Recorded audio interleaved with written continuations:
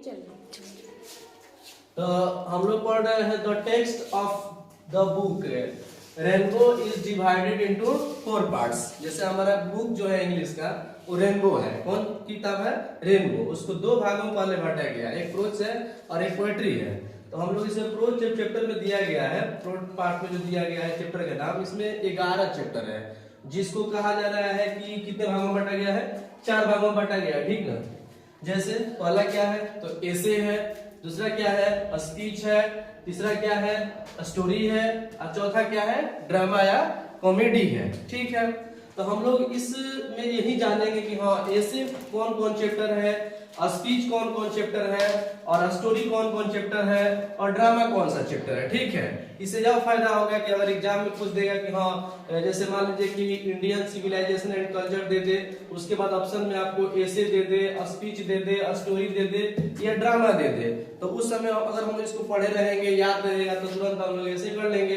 तो वही हम लोग जानेंगे कि हाँ कौन कौन चैप्टर ऐसे है, कौन स्पीच है, कौन स्टोरी है, और कौन ड्रामा या कॉमेडी है, ठीक है। तो जैसे पहला चैप्टर इसमें हम लोग का है इंडियन सिविलाइजेशन एंड कल्चर, जिसका लेखक महात्मा गांधी है। यहाँ पे एम गांधी लिखा गया है, शॉर्ट नाम है महात्मा गांधी। इससे हम लोग 2 प्रश्न बना सकते हैं। पहला तो बताया अभी जस्ट कि इंडियन सिविलाइजेशन एंड कल्चर लिखकर ऑप्शन में ऐसे स्पीच, स्टोरी या ड्रामा दे, तो हम लोग ऐसे पर टिक करके आएंगे, ठीक है। उसके बाद अगर पूछेगा कि इंडियन सिविलाइजेशन कल्चर के लेखक पूछ देगा आपसे, राइटर पूछेगा, ऑप्शन में एम गांधी रहेगा, बर्टन रसेल रहेगा, या जर्मन ग्रीर रहेगा, या डॉर्थी एल सायर रहेगा, तो आप आंसर क्या करोगे? एम गांधी करोगे, ठीक है। दूसरा चैप्टर का नाम है ideas that have helped Mankind. इसका लेखक जो है बर्टन रसेल है। तो राइटर पूछेगा तो बर्टन रसेल, और चैप्टर पूछेगा कि क्या है तो हम लोग इससे टिक करेंगे, ठीक है। और तीसरा है इसमें अ चाइल्ड इज बर्न। इसका अगर राइटर पूछता है आपसे तो आप जर्मन ग्रीर कहोगे, आप पूछेगा कि चैप्टर है क्या तो आप ऐसे कहोगे, ठीक है, ऐसे टिक करके आओगे। उसके बाद है चौथा इसमें how free is the press. तो इसका लेखक है डॉर्थी एल सायर, डॉर्थी एल सायर। इसको अगर पूछेगा तो हम ऐसे कहेंगे, या नहीं तो ये पूछेगा तो इसका आंसर देंगे, ठीक है।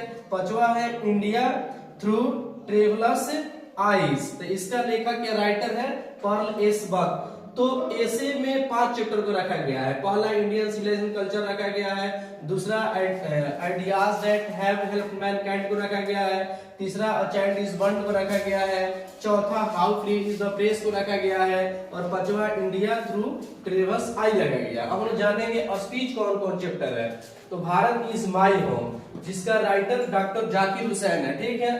तो अगर भारत इज माई होम देगा तो हम लोग ठीक करेंगे ऑप्शन में स्पीच पर। राइटर के नाम पूछेगा डॉक्टर जाकिर हुसैन, हम लोग टिक करके आएंगे, ठीक है। उसके बाद है दूसरा आई हैव अ ड्रीम। जैसे अभी हम लोग ड्रीम क्रीम चॉकलेट के बड़ा नाम सुन रहे हैं, ठीक है। तो जब भी ड्रीम तो हम लोग किंग याद कर लेंगे, ड्रीम किंग सीधे कहेंगे। तो अगर राइटर का नाम पूछेगा तो Martin Luther king J are. यहाँ जे आर से नहीं घबराना है, यह जूनियर होता है, ठीक है।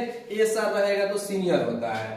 तो अगर आई हैव अ ड्रीम का राइटर पूछेगा आपसे तो मार्टिन लूथर किंग कहोगे, अगर पूछेगा कि है क्या तो स्पीच कहोगे।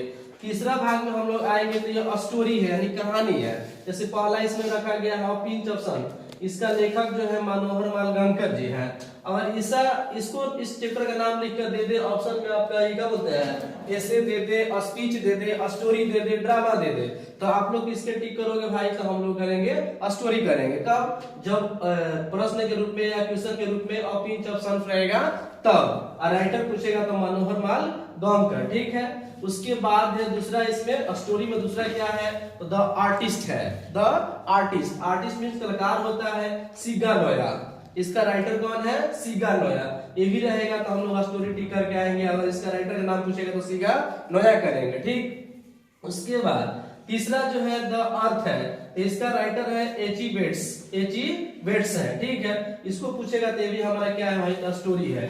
ड्रामा और कॉमेडी में एक ही चैप्टर को रखा गया है, ठीक। और मैरिज प्रपोजल एंटोन चेखोव। यहाँ शॉर्ट अगर हम लोग याद करने का तरीका करेंगे तो हाँ अगर शादी करना है तो चेक करके शादी करेंगे, ठीक है। यानी मैरिज तो चेक करो, तो मैरिज जहाँ देखिएगा वहाँ टिक क्या करिएगा, एंटोन चेखोव। इससे और फायदा होने वाला है जो हमारे सिलेबस में देखते हैं हम लोग पेपर में कि मैच द फ्लोइंग आता है, 5 नंबर के रहता है, इस भाग से प्रोज भाग से और प्रोटी भाग से रहता है अलग अलग। तो अगर इसको हम लोग याद करेंगे तो मैच द फॉलोइंग करने में भी आसान रहेगा। उसके बाद अगर ऑब्जेक्टिव में पूछेगा तो वहां भी आसान रहेगा। तो इस क्लास से हम लोग यही जानेंगे, कम से कम हमारे एग्जाम में 5 से 7 या 10 नंबर का प्रश्न इसमें से रहेगा। अगले क्लास में हम लोग जो पोएट्री भाग है उसको लेकर आएंगे। तो आज के लिए इतना ही, धन्यवाद।